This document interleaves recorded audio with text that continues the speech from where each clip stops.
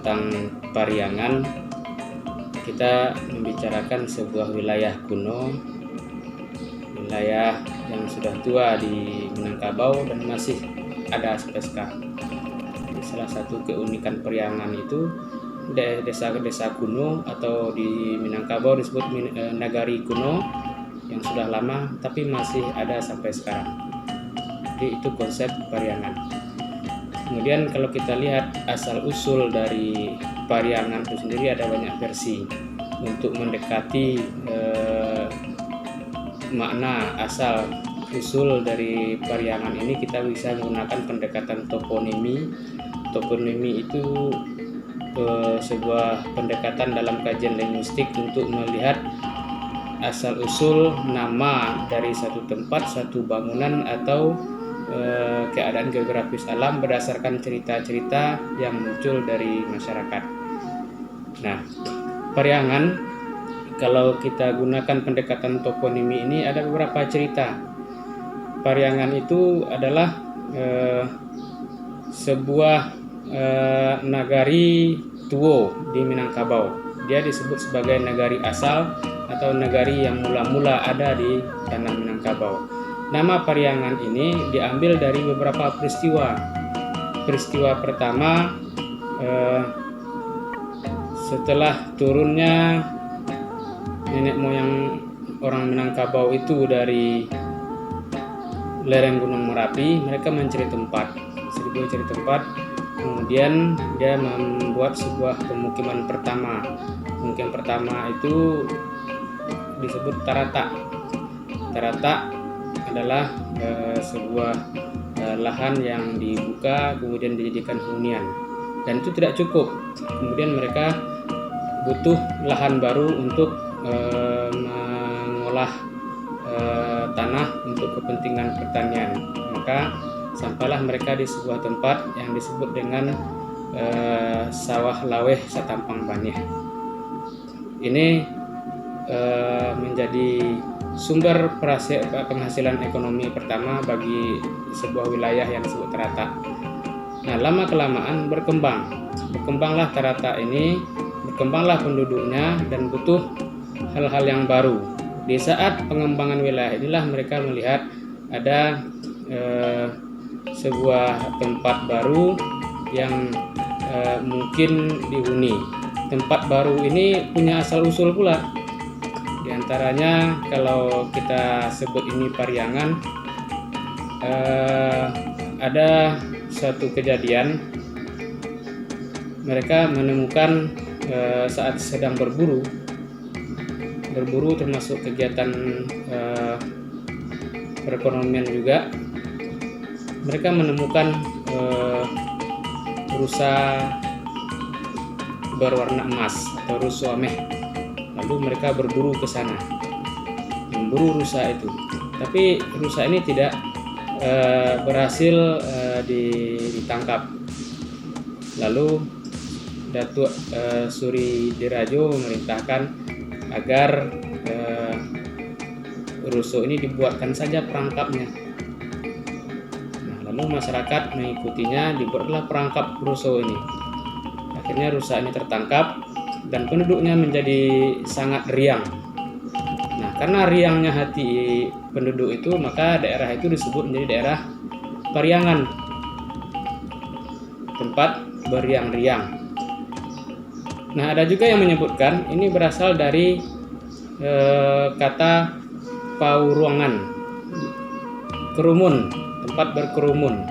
Jadi setelah melihat rusa ditangkap ini, masyarakat lalu berkerumun, bauruang di situ. Jadi namanya menjadi Pauruangan. Pauruangan jadilah perubahan pelafalan sehingga menjadi Pariangan. Dan ada juga yang menyebutkan ini berasal dari kata panarian, tari.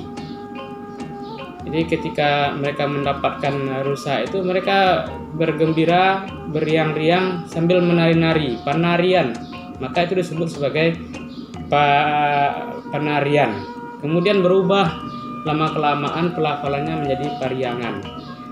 Nah, kalau kita kaji secara toponimi, itulah beberapa versi cerita yang terbentuk karena adanya peristiwa sehingga menjadi nama Pariangan sekarang. Itu dari segi asal-usul nama Pariangan. Kemudian yang kedua, kita lihat apa statusnya Pariangan ini bagi masyarakat Minangkabau. Kita akan dapatkan di dalam berbagai literatur bahwa Pariangan diakui sebagai salah satu nagari tuo atau nagari paling awal dari seluruh nagari yang ada di Minangkabau. Masyarakat Minangkabau semuanya sepakat. Nah, kesepakatan masyarakat Minangkabau ini bisa kita sebut sebagai sebuah fakta sosial tentang adanya nagari tuo Pariangan. Fakta-fakta lainnya, kalau kita ambil sumber sejarah lisan, itulah yang berkembang. Di sumber-sumber lisan mengatakan Pariangan adalah nagari tuo Minangkabau, nagari paling asal Minangkabau. Kemudian diikuti oleh sumber-sumber tertulis lainnya, dan sumber fisik yang paling jelas yang menjadi keunikan nagari tuo Pariangan adalah adanya nagari tuo itu sampai sekarang. Nagari tuo Pariangan berada di Kecamatan Pariangan, Kabupaten Tanah Datar. Itu sejarah yang ada. Kebanyakan nagari lama tidak ada lagi. Banyak kebudayaan dia punya nagari awal atau dusun yang paling awal atau desa yang paling awal. Tapi sekarang tidak ada lagi. Pariangan, kalau kita mau cari sumber sejarahnya, ada. Sampai sekarang masih ada. Sejak zaman kuno sampai sekarang nagari Pariangan masih ada. Itu statusnya. Status dalam kebudayaan Minangkabau dia nagari tuo. Status administratif dalam wilayah Negara Kesatuan Republik Indonesia dia adalah nagari Pariangan di Kecamatan Pariangan, Kabupaten Tanah Datar. Di Minangkabau dia adalah nagari tuo Pariangan di Luhak Tanah Datar. Itu status. Kemudian yang perlu kita lihat, di samping dia itu sebagai nagari tuo, dia merupakan tempat dirumuskannya aturan-aturan dan kebudayaan masyarakat Minangkabau paling awal. Diyakini di Pariangan inilah disusun adat dan peraturan-peraturan hukum adat Minangkabau. Dari sini. Nah, di Pariangan ini berkembang beberapa keluarga. Dia dihuni oleh beberapa keluarga yang nantinya akan mencerminkan perkembangan tiga luhak. Di Pariangan Padang ada 3 petilasan batu yang disebut dengan Tigo Luhak. Di sanalah representasi Tigo Luhak yang akan berkembang berikutnya. Jadi Pariangan itu master luhak nan tigo. Masternya di sana. Satu luhak dihuni oleh beberapa keluarga. Ini luhak Agam, ini luhak nan tuo Tanah Datar, ini luhak nan bungsu. Nah, di representasi di 3 batu petilasan itulah nanti yang berkembang ke 3 luhak yang lain. Sekarang kita bicarakan dulu yang ada di Pariangan. Pariangan begitu terbentuk sistem sosial kemasyarakatan, dia awalnya membentuk sebuah kerajaan. Nama kerajaan tertuanya itu Kerajaan Pasumayan Koto Batu. Nah, Kerajaan Pasumayan Koto Batu ini dipimpin oleh Datuk Suri Dirajo. Nah, nanti dari Kerajaan Pasumayan Koto Batu inilah terpecah menjadi 2 kerajaan. Yang pertama namanya Kerajaan Bungus Tangkai, yang kedua Kerajaan Dusun Tuo. Nah, Kerajaan Bungus Tangkai ini nanti akan menjadi cikal bakal sistem adat Lareh Koto Piliang, dan Kerajaan Dusun Tuo ini akan menjadi cikal bakal kelarasan Bodi Caniago. Nah, kenapa terjadi perpecahan Kerajaan Pasumayan Koto Batu? Ya, karena perbedaan dalam hukum tarik baleh. Kalau kita lihat secara akademik itu perdebatan yang biasa saja, menunjukkan bahwa terjadi perkembangan, ada temuan-temuan hukum baru yang membuat dia harus sistem ketatanegaraaannya atau sistem ketatanegariannya harus berubah. Jadi sesuatu yang normal saja, sehingga terbentuklah dua sistem kelarasan yang menunjukkan dua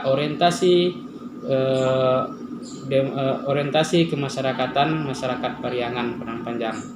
Masyarakat Pariangan ini menjadi master terbentuknya dua kelarasan. Dua kelarasan inilah nanti akan menyebar kepada daerah yang lain. Itu yang kedua, dia menjadi master. Kemudian yang ketiga, ini kita lihat dalam keadaan yang modern sekarang, dalam dunia modern sekarang. Nagari Pariangan itu disebut sebagai nagari terindah di dunia. Diterapkan dilansir pertama sekali oleh majalah travel budget yang berpusat di New York. Kita tidak membicarakan persoalan keindahannya, tapi apa yang ada di dalam keindahan itu. Pertama, Pariangan disebut desa terindah karena memang alamnya indah. Struktur tanahnya, kemudian posisi bangunnya itu sangat indah. Secara geografis dia indah. Kemudian yang kedua, keindahan yang sifatnya kebudayaan, bahwa susunan masyarakatnya masih mengikuti susunan masyarakat Minangkabau lama, masih terpelihara sampai sekarang. Bangunan-bangunannya masih terpelihara sampai sekarang mengikuti model-model bangunan Minangkabau klasik. Tidak banyak perubahan yang berarti. Nah, kalau tadi kita katakan Nagari Tuo Pariangan sebagai master adat Minangkabau, maka sampai sekarang posisinya sebagai master adat Minangkabau masih terpelihara dengan statusnya sebagai nagari terindah di dunia. Jadi keindahannya bukan dilihat dari bangunan-bangunan beton segala macam, tapi dilihat dari ini terbangun dalam sistem yang ideal pada masanya dan masih bertahan sampai sekarang. Nah, itulah status Nagari Pariangan Padang Panjang.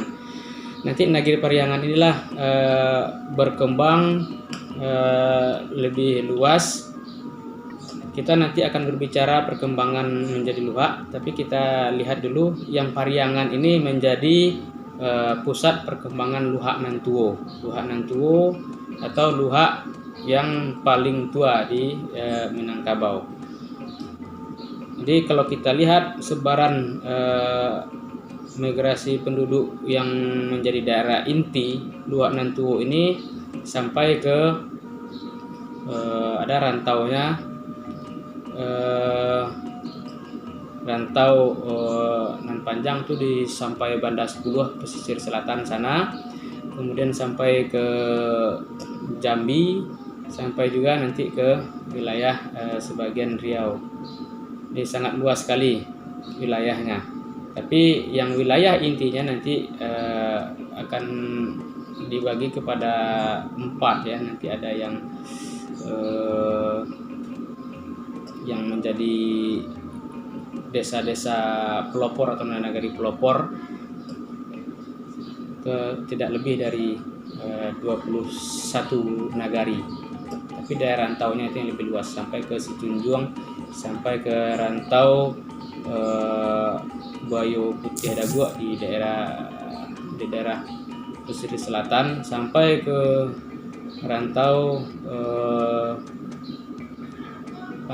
di Sungai Bagu. Ini jauh sekali wilayahnya. Itulah wilayah luhak tanah datar yang berangkat dari satu Nagari Tuo Pariangan.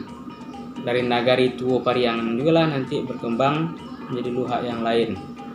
Luhak Agam sebagai luhak nan tengah dan luhak 50 Koto sebagai luhak nan bungsu.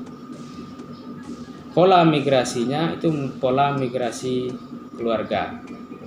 Pariangan berkembang menjadi luhak tanah datar itu perkembangan sekaligus migrasi anggota keluarga yang satu pihak. Luhak Agam itu satu keluarga juga, nanti pindah dari Pariangan ke Luhak Agam.